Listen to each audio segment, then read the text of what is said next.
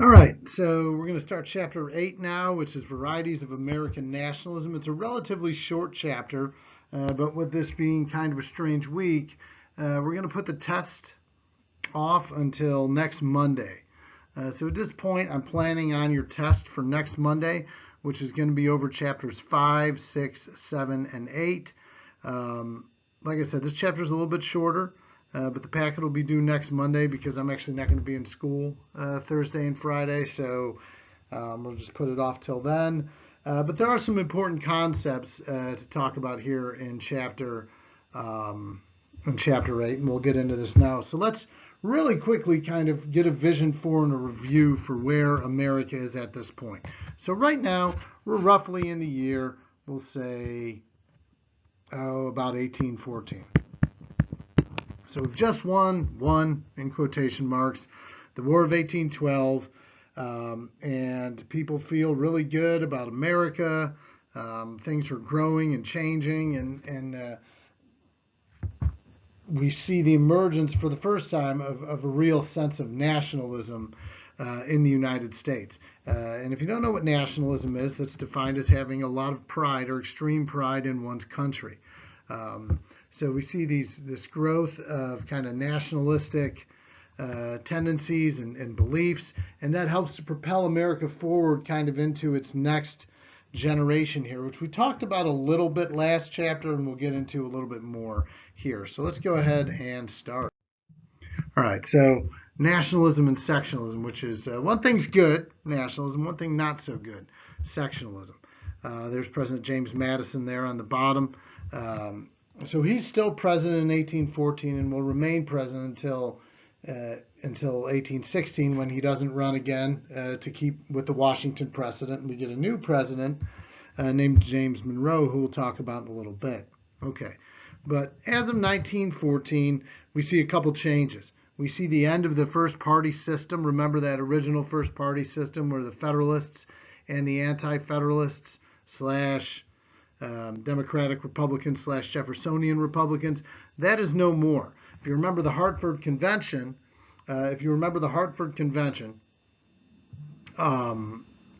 you'll note that it made the Federalists, it made the remaining Federalists look really bad, and it kind of just destroyed the party. The Federalists basically fizzle out within a year or so after that. In fact, as of 1816, there were no more Federalist candidates running for office in any spot. So the Federalist Party is kind of over at this point, and all we're left with now are the Democratic Republicans. So they are the dominant party, the Democratic Republicans, and it'll remain that way for about a decade, and then we start to see some changes. Now, a lot of people get confused by this. How can you have candidates for the presidency if there's not multiple parties? Remember, the Constitution does not necessitate the existence of any political parties. You can have multiple candidates from one party run for the presidency, and that's kind of what we see happen a little bit, but also you kind of have a little bit of a sense of somebody is like a president in waiting. And it's not necessarily the vice president. Really, the stepping stone to the presidency in the early era of the presidency, like the first 6 presidents, was typically being Secretary of State. James Madison was Secretary of State under Jefferson. James Monroe was Secretary of State under Madison when he becomes president. And James Monroe's Secretary of State was John Quincy Adams, who, of course, becomes president. So we see the end of this first party system and the positives that come with it. We also see, as a result of the War of 1812, a growing sense of nationalism around the country. And nationalism is a good thing in most circumstances. You're just proud of your country. You're proud of what an accomplishment is. It's kind of like, when you see an American win a gold medal in the Olympics, you feel proud and a great deal of pride for your country or something like that.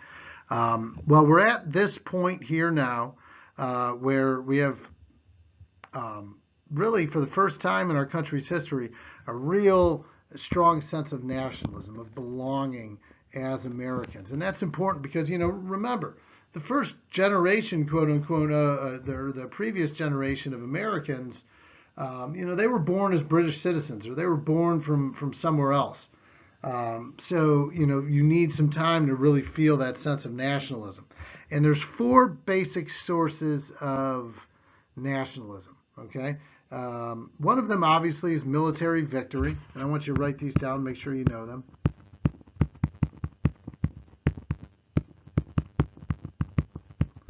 So military victory. And that's always a big deal. We won one way or another. We won the War of 1812. That encourages people. Nothing brings about nationalism more than military victory. Reason number two is we're in a period of economic prosperity. During the 18 teens, we have a great deal of economic prosperity. So that is going to make people more positive about America. When the economy is good, people are happy. It's that simple. Third, we have a stronger national government. I don't think there's room to and strong in a good way. There's times you can have a strong national government, but that might not be good for the people. We have a strong national government, which tends to bring people together a little bit more than the ideas of a confederal system and states' rights must do. So people are generally pretty positive about that. The national government is strong. And then finally, the fourth one is a little bit different. You have the first generation of true Americans coming to age. And what I mean by that is, for the first time, you get a generation of Americans who were born as American citizens. The James Madisons of the world and the John Adams and the Jeffersons, those guys were all born British citizens. But now you have a generation of people, coming into politics and coming into prominence in the country who are becoming, businessmen and political leaders and military leaders and things like that who were born after 1776. So they, for their whole lives, have been Americans and they don't know anything else. And that brings together, a strong sense of nationalism, right? So those are the big factors that really push nationalism here. We see the federal government asserting its power economically through court decisions and things like that. And the country's really kind of starting to come in to its own a little bit during this time, and that's encouraging to people. On the flip side of that, we also have sectionalism. And sectionalism is kind of a force that works against the concept of nationalism. In sectionalism, you have regions of a country that are very different from one another, right? The North and the South, for instance. And we see sectionalism growing in the United States, and that can be a very destructive factor.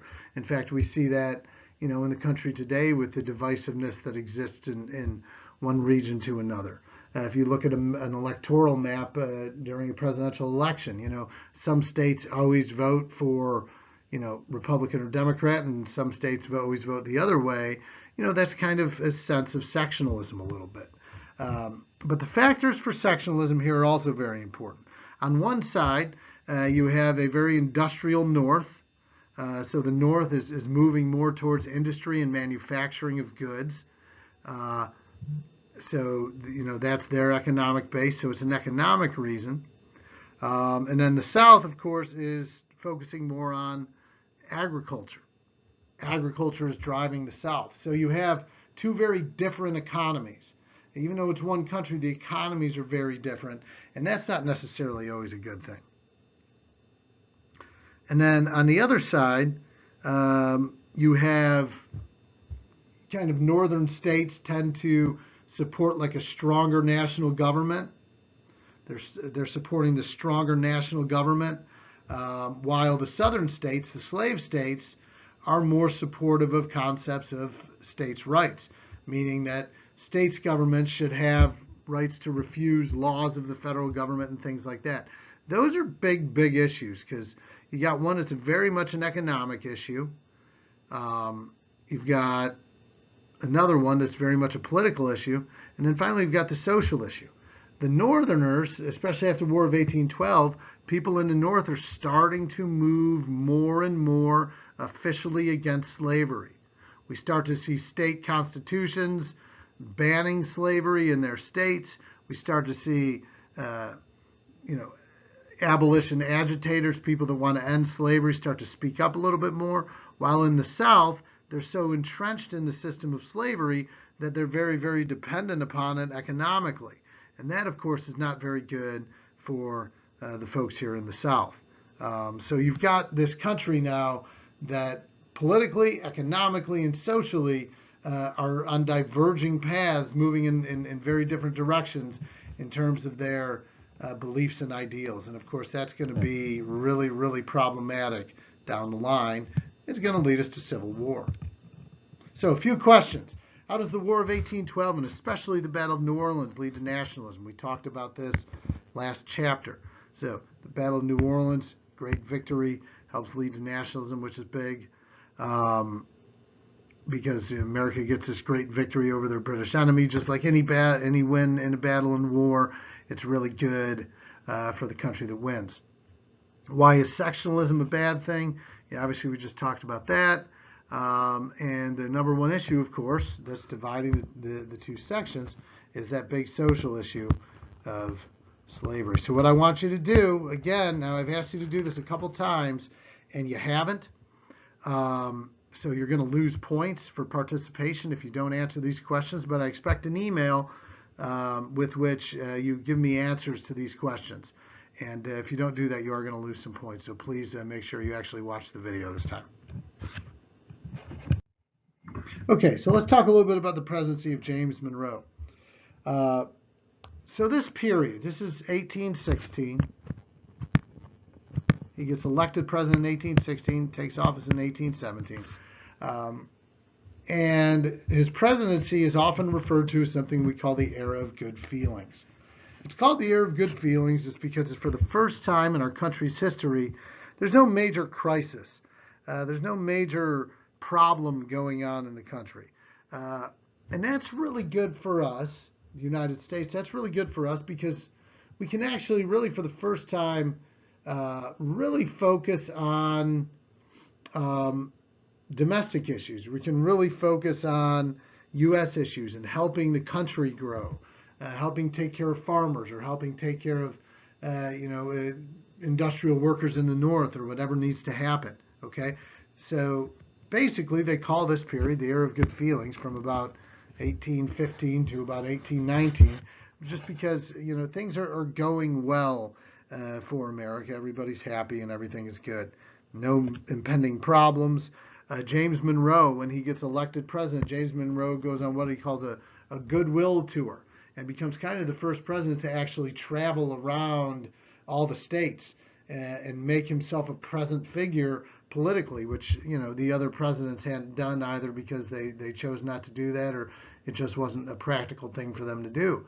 But this becomes a big change, an important difference, and we can see again another example of how our country's starting to come on into its own a little bit, for the first time. We also start to see America kind of get a little bit more involved globally. Now, prior to the War of 1812, America was a developing country, and it still kind of is. But the good thing for America is all the countries around it, all the other countries in the Americas are developing countries as well. So we're clearly like the powerful country in the region, and we really adapt to and adopt that leadership role, being like the country that's going to lead all the other countries. So that's kind of a big deal for us. At the same time, we start to see, inspired by our revolution, we start to see revolutions in South America and Latin America,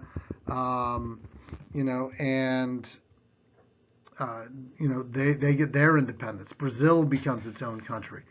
Mexico, Bolivia, Colombia, Venezuela, those places. So we start to see a lot of other countries that were once, European colonies start to fight for their own freedom and independence. That's largely been inspired by, what happened with the United States.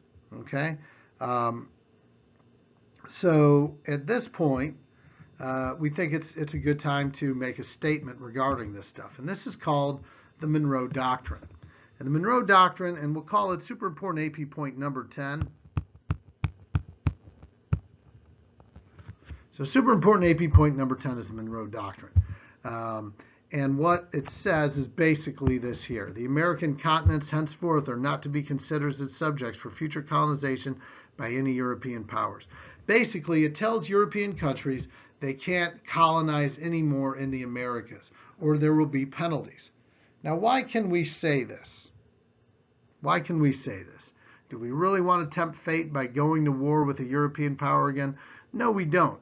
But we also have the advantage of trade. And trade looms large. European countries depend on the goods that come from America, from the United States. The United States knows that.